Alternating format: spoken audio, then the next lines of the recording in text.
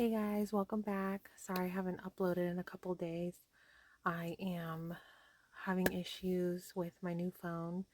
Um, I don't know why it's not working with the app that I've been using to make these videos. So I'm not even sure if this is gonna work right now, but I'm gonna try anyways. I'm a little frustrated. I don't know what to do, but I'm gonna keep trying until I figure it out. So, fingers crossed that this works right now.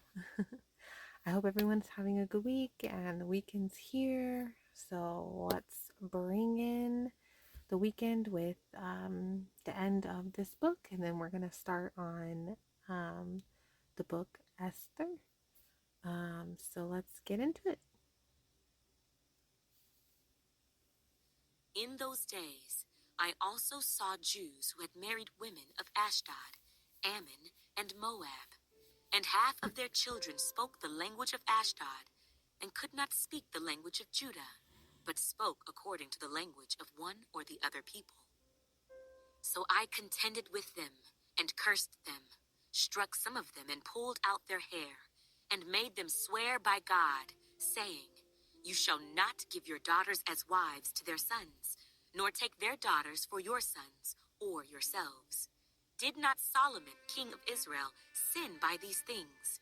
Yet among many nations there was no king like him, who was beloved of his God, and God made him king over all Israel. Nevertheless, pagan women caused even him to sin. Should we then hear of your doing all this great evil, transgressing against our God by marrying pagan women? And one of the sons of Joiada, the son of Eliashib, the high priest, was a son-in-law of Sanballat the Horonite. Therefore I drove him from me. Remember them, O my God, because they have defiled the priesthood and the covenant of the priesthood and the Levites. Thus I cleansed them of everything pagan. I also assigned duties to the priests and the Levites, each to his service, and to bringing the wood offering and the first fruits at appointed times. Remember me, O my God, for good. Now it came to pass in the days of Ahasuerus. This was the Ahasuerus who reigned over 127 provinces, from India to Ethiopia. In those days, when King Ahasuerus sat on the throne of his kingdom, which was in Shushan the citadel, that in the 3rd year of his reign he made a feast for all his officials and servants, the powers of Persia and Media, the nobles and the princes of the provinces being before him, when he showed the riches of his glorious kingdom and the splendor of his excellent majesty for many days, 180 days in all. And when these days were completed, the king made a feast lasting 7 days for all the people who were present in Shushan the citadel, from great to small, in the court of the garden of the king's palace. There were white and blue linen curtains, fastened with cords of fine linen, and purple on silver rods, and marble pillars. And the couches were of gold and silver, on a mosaic pavement of alabaster, turquoise, and white and black marble. And they served drinks in golden vessels, each vessel being different from the other, with royal wine in abundance, according to the generosity of the king. In accordance with the law, the drinking was not compulsory, for so the king had ordered all the officers of his household, that they should do according to each man's pleasure. Queen Vashti also made a feast for the women in the royal palace which belonged to King Ahasuerus. On the 7th day, when the heart of the king was merry with wine, he commanded Mehuman, Biztha, Harbona, Bigtha, Abagtha, Zethar, and Carcass, 7 eunuchs who served in the presence of King Ahasuerus, to bring Queen Vashti before the king, wearing her royal crown, in order to show her beauty to the people and the officials, for she was beautiful to behold. But Queen Vashti refused to come at the king's command, brought by his eunuchs. Therefore the king was furious, and his anger burned within him. Then the king said to the wise men who understood the times, for this was the king's manner toward all who knew law and justice, those closest to him being Karshena, Shethar, Admatha, Tarshish, Meres, Marsena, and Memucan, the 7 princes of Persia and Media, who had access to the king's presence, and who ranked highest in the kingdom. What shall we do to Queen Vashti, according to law, because she did not obey the command of King Ahasuerus brought to her by the eunuchs? And Memucan answered before the king and the princes, Queen Vashti has not only wronged the king, but also all the princes and all the people who are in all the provinces of King Ahasuerus. For the queen's behavior will become known to all women, so that they will despise their husbands in their eyes. When they report, King Ahasuerus commanded Queen Vashti to be brought in before him, but she did not come. This very day, the noble ladies of Persia and Media will say to all the king's officials that they have heard of the behavior of the queen. Thus there will be excessive contempt and wrath. If it pleases the king, let a royal decree go out from him, and let it be recorded in the laws of the Persians and the Medes, so that it will not be altered, that Vashti shall come no more before King Ahasuerus. And let the king give her royal position to another who is better than she. When the king's decree which he will make is proclaimed throughout all his empire, for it is great, all wives will honor their husbands, both great and small.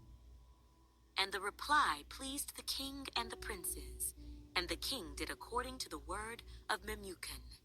Then he sent letters to all the king's provinces, to each province in its own script, and to every people in their own language, that each man should be master in his own house, and speak in the language of his own people.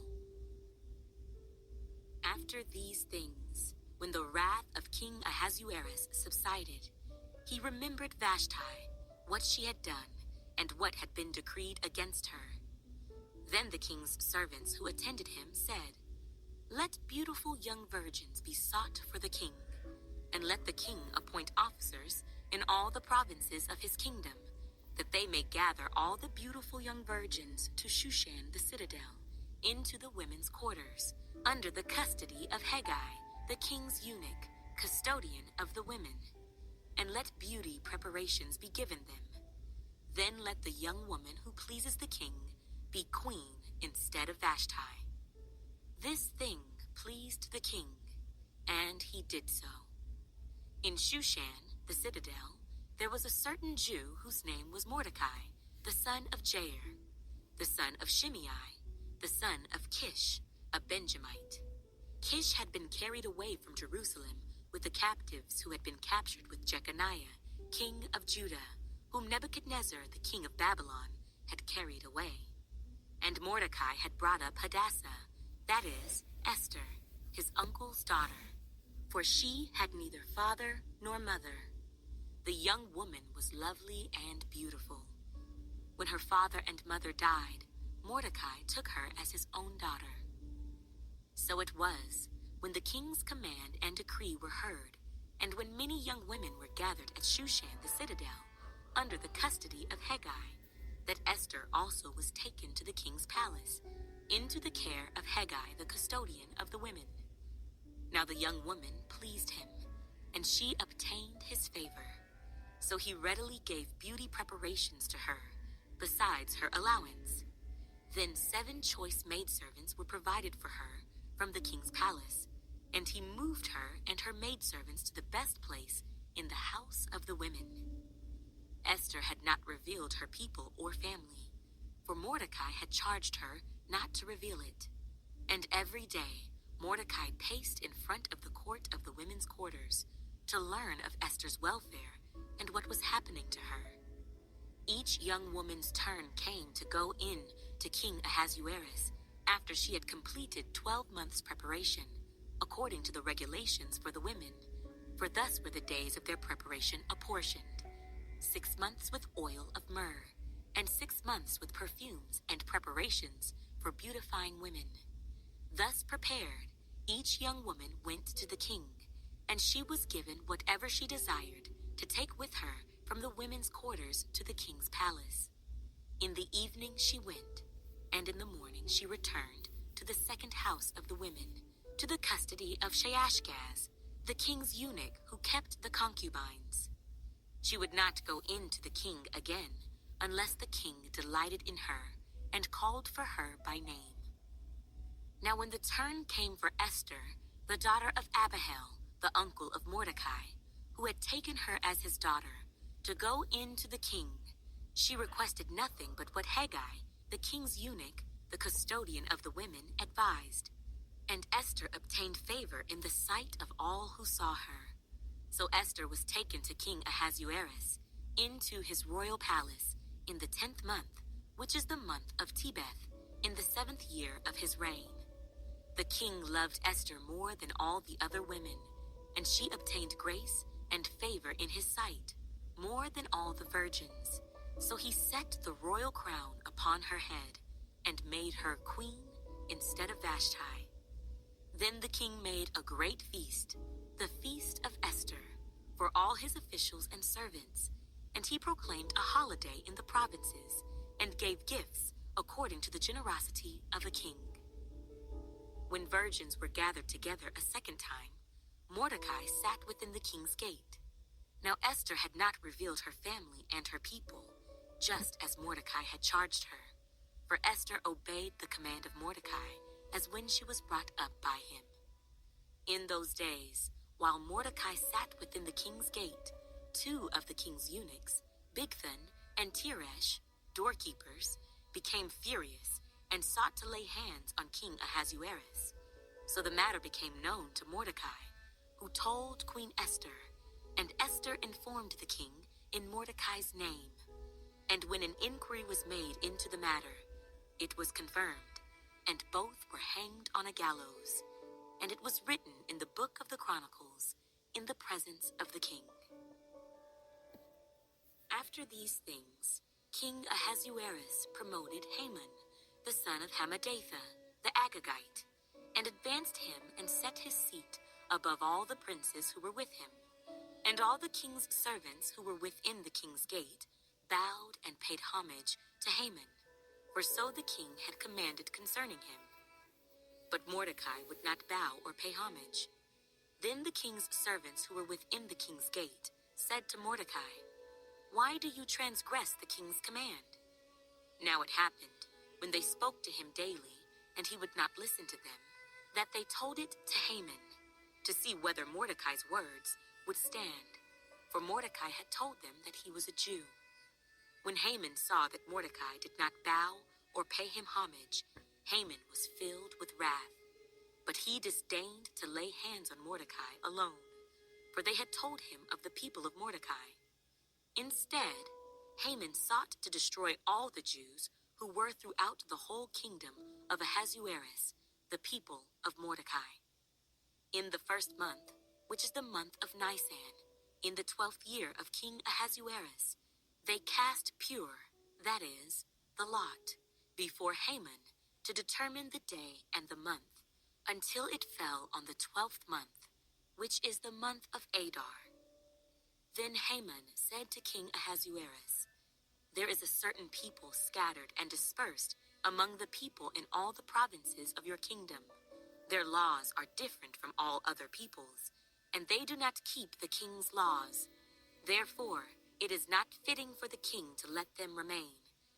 If it pleases the king, let a decree be written that they be destroyed, and I will pay 10,000 talents of silver into the hands of those who do the work, to bring it into the king's treasuries." So the king took his signet ring from his hand and gave it to Haman, the son of Hammedatha the Agagite, the enemy of the Jews. And the king said to Haman, "The money and the people are given to you, to do with them as seems good to you." Then the king's scribes were called on the 13th day of the 1st month, and a decree was written according to all that Haman commanded. To the king's satraps, to the governors who were over each province, to the officials of all people, to every province according to its script, and to every people in their language. In the name of King Ahasuerus, it was written, and sealed with the king's signet ring. And the letters were sent by couriers into all the king's provinces to destroy, to kill, and to annihilate all the Jews, both young and old, little children and women, in one day, on the 13th day of the 12th month, which is the month of Adar, and to plunder their possessions. A copy of the document was to be issued as law in every province, being published for all people, that they should be ready for that day. The courier. So I've already tried to do these chapters, over the past couple days, and I followed along with the story of Esther and how she, found the king's favor and all of that. But the story, once we got into like Mordecai and how he, um, was hanging out by the gates, and once we started getting into that, and then leading to now, the Jews, Haman wanting the Jews to be get rid of them. I just don't understand. I don't understand like what we're talking about, like how we got to this, what's the point, like what is going on. Like I just feel so like lost. Like why are we all of a sudden wanting to kill Jews now? Like, and why is Mordecai acting so weird? And like I don't understand it. I don't understand how like what's the connection here? I don't know if it'll reveal more in like tomorrow's chapters or the next day. I'm not sure, but like I'm definitely feeling like super lost after we got past like Esther becoming, the king's favor and all of that. And then, once we got into Mordecai, I was just like, what in the world? And I was hoping right now that, I was trying really hard to pay attention to like understand what's going on. And I'm still just like, what is happening? What's going I feel like we went from 0 to 100 all of a sudden, we went from talking about Esther and, how the king was looking for a woman to make queen, and then now all of a sudden we're talking about killing Jews and, all this stuff. And I'm just like, what happened? Like, I'm just so like, I don't understand what's happening. Went out, hastened by the king's command, and the decree was proclaimed in Shushan the citadel. So the king and Haman sat down to drink, but the city of Shushan was perplexed. When Mordecai learned all that had happened, he tore his clothes and put on sackcloth and ashes, and went out into the midst of the city. He cried out with a loud and bitter cry. He went as far as the front of the king's gate, for no one might enter the king's gate clothed with sackcloth. And in every province where the king's command and decree arrived, there was great mourning among the Jews, with fasting, weeping, and wailing, and many lay in sackcloth and ashes. So Esther's maids and eunuchs came and told her, and the queen was deeply distressed. Then she sent garments to clothe Mordecai and take his sackcloth away from him, but he would not accept them. Then Esther called Hathach, one of the king's eunuchs whom he had appointed to attend her, and she gave him a command concerning Mordecai, to learn what and why this was. So Hathach went out to Mordecai in the city square that was in front of the king's gate. And Mordecai told him all that had happened to him, and the sum of money that Haman had promised to pay into the king's treasuries to destroy the Jews. He also gave him a copy of the written decree for their destruction, which was given at Shushan, that he might show it to Esther and explain it to her, and that he might command her to go into the king, to make supplication to him, and plead before him for her people. So Hathach returned and told Esther the words of Mordecai. Then Esther spoke to Hathach and gave him a command for Mordecai. All the king's servants and the people of the king's provinces Know that any man or woman who goes into the inner court to the king, who has not been called, he has but one law: put all to death, except the one to whom the king holds out the golden scepter, that he may live. Yet I myself have not been called to go into the king these 30 days. So they told Mordecai Esther's words. And Mordecai told them to answer Esther, "Do not think in your heart that you will escape in the king's palace any more than all the other Jews. For if you remain completely silent at this time, relief and deliverance will arise for the Jews from another place, but you and your father's house will perish. Yet who knows whether you have come to the kingdom for such a time as this?" Then Esther told them to reply to Mordecai, "Go, gather all the Jews who are present in Shushan, and fast for me. Neither eat nor drink for 3 days, night or day. My maids and I will fast likewise, and so I will go to the king, which is against the law. And if I perish, I perish." So Mordecai went his way and did according to all that Esther commanded him. I don't, I don't understand where they're going with this story. I don't know, maybe there'll be more information in tomorrow's chapters, not sure. But I don't know. And it doesn't help that it's super late too. It's almost 1 a.m.